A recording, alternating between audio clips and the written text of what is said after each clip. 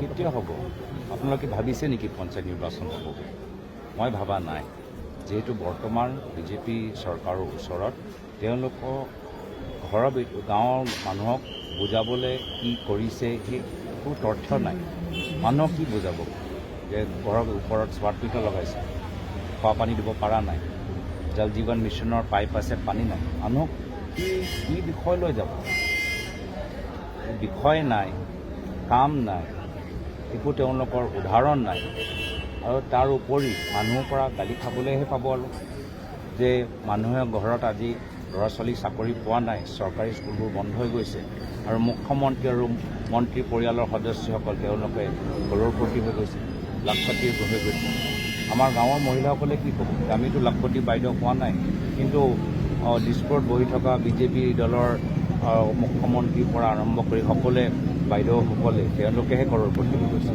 আৰু অসমৰ মানুহক লাখপতি পোৱা সপোন অসমৰ মানুহৰ পৰা গালি শুনিবলৈ তেওঁলোকে কিয় পঞ্চায়ত নিৰ্বাচন পাতিব আৰু সেইকাৰণে বিভিন্ন কাৰণ দেখুৱাই তেওঁলোকে পঞ্চায়ত নিৰ্বাচন পাতিব আপোনালোকে যে সুধিছে পঞ্চায়ত নিৰ্বাচনৰ বিষয়ে কি হ'ব পঞ্চায়ত নিৰ্বাচন হ'বলৈ নহয় সেয়া লৈ আজিৰ তাৰিখত মোৰ আটাইতকৈ ডাঙৰ চিন্তা ক'লে তেওঁ ইঞ্জিনিয়াৰবোৰ তেওঁ কিয় ভুল কথাবোৰ তথ্যবোৰ প্ৰকাশ কৰিলে যাৰ ফলত আজি তেওঁ সদনৰ ভিতৰত সকলোকে সন্মুখত নিজৰ কথাখিনি যে ৰাখিব নোৱাৰে তেওঁ বিফল এইটোতো প্ৰমাণ হৈ গ'ল আৰু তেওঁ যে গোটেই যোৰহাট ডিব্ৰুগড় আমি উন্নত হোৱাটো বিচাৰোঁ তেওঁ মাত্ৰ জাজিৰ কথা কৈ থাকিলে কেনেকৈ হ'ব জাজিও এতিয়া কাম সম্পূৰ্ণ হোৱা নাই লগে লগে মাজুলী যোৰহাটৰ হোৱা নাই কিন্তু এটা কথা কৈছে যে আমাৰ যোৱা উইণ্টাৰ ছেশ্যনত এইখিনি কথা দাঙি ধৰাৰ কাৰণে যোৰহাটৰ ৰাইজে কৈছে যে অলপ কাম ঘাইপথৰ সম্পৰ্কে হৈছে কালিৰ ভিতৰত কামখিনি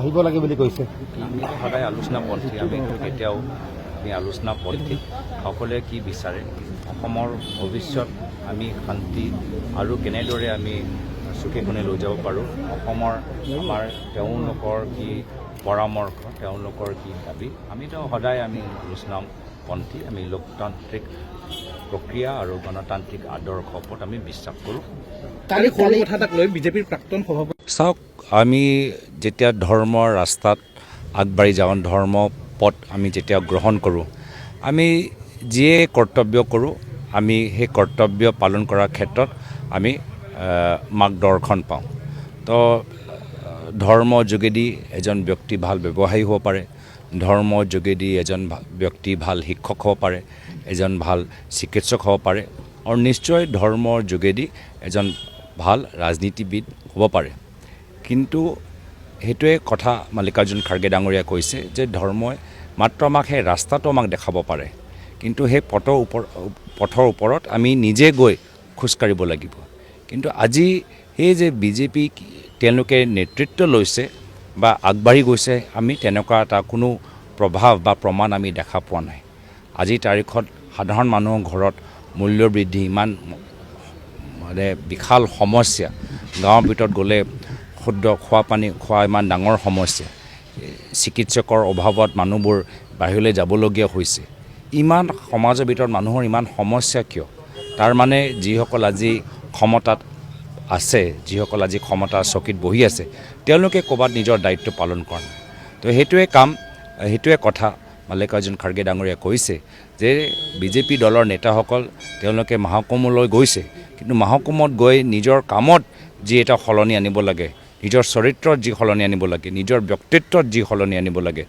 ৰাইজৰ প্ৰতি যি দায়বদ্ধতা দেখাব লাগে সেইখিনি তেওঁলোকে কৰা নাই নিশ্চয় তেওঁ যেতিয়া পত্ৰ প্ৰেৰণ কৰিছে সেই পত্ৰটোত আমাৰ ৰাহুল গান্ধী ডাঙৰীয়া আৰু তেখেতৰ লগত তেওঁ সতীৰ্থসকলে নিশ্চয় অধ্যয়ন কৰিব আমাৰ লগতো আলোচনা কৰি অসমৰ ৰাজনৈতিক পৰিৱেশ আগন্তুক দিনত কেনেদৰে আৰু শুদ্ধ কৰিব পৰা যায় সেইখিনি কথা বহলকৈ আলোচনা কৰিব আৰু আমিও কংগ্ৰেছ দলৰ ভিতৰত আমি মানুহৰ কি বিচাৰে সেইখিনি কথা আমি আলোচনা কৰিম আৰু সমাজৰ বিভিন্ন অংশৰ লগত আমি যোগাযোগত থাকিম সম্পৰ্কত থাকিম আমি বিচাৰোঁ যে কংগ্ৰেছ দল আৰু সক্ৰিয় হওক, কংগ্ৰেছ দল আৰু শক্তিশালী হওক। কংগ্ৰেছ দল শক্তিশালী হ'লেহে আমি বিজেপি চৰকাৰ অসমৰ পৰা আঁতৰাব পাৰোঁ।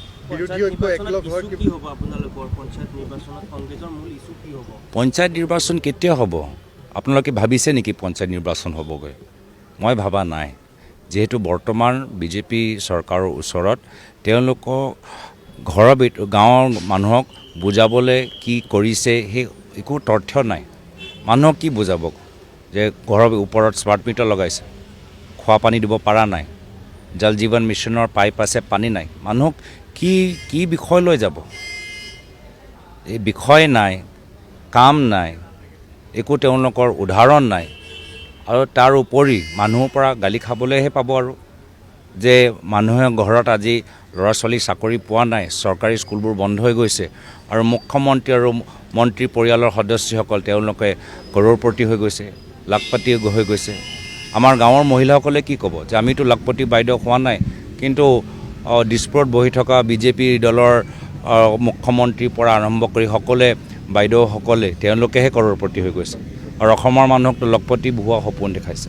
তো অসমৰ মানুহৰ পৰা গালি শুনিবলৈ তেওঁলোকে কিয় পঞ্চায়ত নিৰ্বাচন পাতিব? আৰু সেইকাৰণে বিভিন্ন কাৰণ দেখুৱাই তেওঁলোকে পঞ্চায়ত নিৰ্বাচন পাতিব। আপোনালোকে যে সুধিছে পঞ্চায়ত নিৰ্বাচনৰ বিষয়ে কি হ'ব, পঞ্চায়ত নিৰ্বাচন হ'বনে নহয় সেয়া লৈ আজিৰ তাৰিখত মোৰ আটাইতকৈ ডাঙৰ চিন্তা। না, সেইটো আপোনালোকে চিন্তা কৰিবলগীয়া নাই। আমি সকলোৱে বিচাৰোঁ যে বিধানসভা নিৰ্বাচনৰ প্ৰাক মুহূৰ্তত আমি সকলোৱে যিসকলে বাস্তৱভাৱে বিজেপি চৰকাৰক আঁতৰাবলৈ বিচাৰে, আমি সকলোৱে যিসকলে আমি সিজনৰ প্ৰতি আমাৰ ভাল মনোভাৱ আছে, আমি সকলোকে একত্ৰিত হোৱা, সকলৰ শক্তি বৃদ্ধি হোৱাটো বিচাৰোঁ। আমি সকলোৱে নিশ্চয় একগোট হ'ম। গগৈ ডাঙৰীয়া, অখিল গগৈ বাৰে বাৰে এটা কথা প্ৰতিফলন কৰিব বিচাৰি আছে যে যদিহে এইবাৰ পঞ্চায়তত আপোনালোকে একগোট নহয় তেতিয়াহ'লে বিধানসভাতো তেওঁলোক একগোট নহয়, পৃথকে নিৰ্বাচন খেলিব। এই কথাটোকে আপোনালোকে বাৰে বাৰে ক'ব। চাওক, আমি সদায় কৈ আছোঁ যে আমি সকলোৱে আলোচনাপন্থী আৰু আলোচনা কেমেৰাৰ সন্মুখত নহয়, মিডিয়া বাইটৰ পৰা আমি এটা কথা শুনিম, মিডিয়া বাইটৰ যোগেদি আমি উত্তৰ দিম। এই ধৰণৰ আলোচনা হয় নেকি? যদি আমি গভীৰভাৱে আলোচনা কৰিবলৈ বিচাৰোঁ তেতিয়া নিশ্চয় আমি এটা ভাল সময় ওলাই আমি কথাখিনি পাতিম। কিন্তু যদি আমি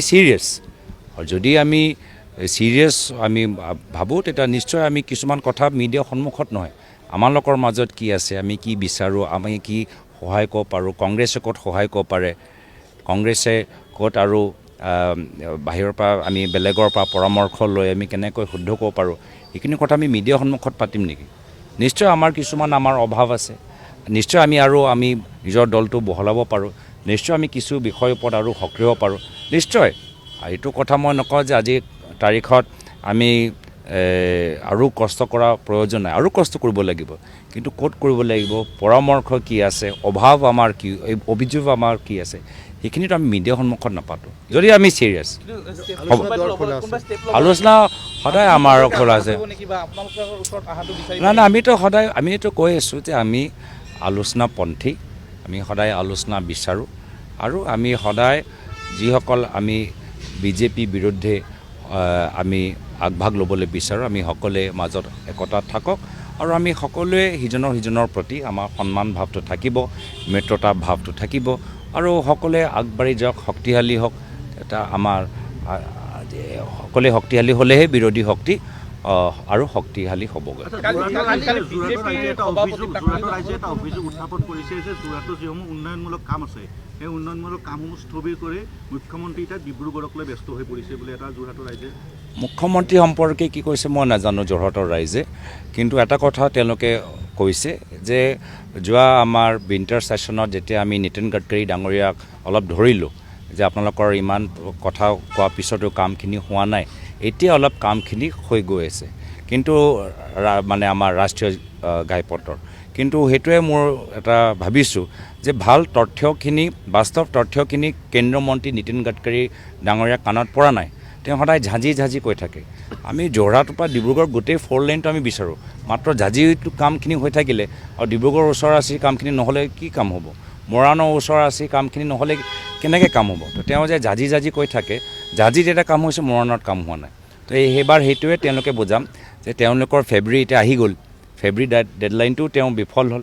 কিয় তেওঁ বা ফেব্ৰুৱাৰী ক'লে, তেওঁৰ ইঞ্জিনিয়াৰবোৰ তেওঁ কিয় ভুল কথাবোৰ তথ্যবোৰ প্ৰকাশ কৰিলে, যাৰ ফলত আজি তেওঁ সদনৰ ভিতৰত সকলোকে সন্মুখত নিজৰ কথাক নিজে ৰাখিব নোৱাৰে, তেওঁ বিফল, এইটোতো প্ৰমাণ হৈ গ'ল।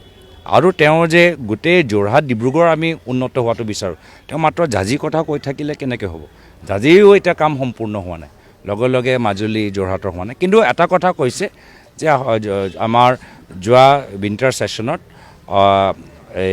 এইখিনি কথা দাঙি ধৰাৰ কাৰণে যোৰহাটৰ ৰাইজে কৈছে যে অলপ কাম ঘাইপথৰ সম্পৰ্কে হৈছে, কিন্তু ফেব্ৰুৱাৰীৰ ভিতৰত কামখিনি সম্পূৰ্ণ নহয়। আলোচনা পৰেশবাবু চলি আছে আৰু পৰেশবাবু শান্তি আলোচনালৈ আহিব লাগে বুলি কৈছে। মানে আমিতো সদায় আলোচনাপন্থী, আমিতো কেতিয়াও আলোচনাপন্থী। সকলোৱে কি বিচাৰে, অসমৰ ভৱিষ্যত আমি শান্তি আৰু কেনেদৰে আমি চুকে কোণে লৈ যাব পাৰোঁ, অসমৰ আমাৰ তেওঁলোকৰ কি পৰামৰ্শ, তেওঁলোকৰ কি দাবী, আমিতো সদায় আলোচনাপন্থী। আমি লোকতান্ত্ৰিক প্ৰক্ৰিয়া আৰু গণতান্ত্ৰিক আদৰ্শৰ ওপৰত আমি বিশ্বাস কৰোঁ। কালি সৰু কথা এটাক লৈ বিজেপিৰ প্ৰাক্তন সভাপতি এগৰাকী আন এগৰাকী প্ৰাক্তন সভাপতি আপোনাৰ লগত মাৰপিটত লিপ্ত হৈছে গুৱাহাটীৰ ৰাজপথত, তেনেকুৱা বাতৰি বিজেপি পূব গুৱাহাটী বিধায়ক সিদ্ধাৰ্থ ভট্টাচাৰ্য। আপোনালোকে কোৱাৰ দৰে সৰু কথা, তেওঁলোকক সোধক চব কথাত। গাড়ী পাৰ্কিঙক লৈ জনপ্ৰতিনিধি এজনে যদি এনেকৈ মাৰপিট কৰে, চাওক, মই সেইটোৱে অলপ আগতে ক'লোঁ যে আজিৰ তাৰিখত আমি বিশেষকৈ গুৱাহাটী, এতিয়া লাহে লাহে মই দিল্লীটো দেখি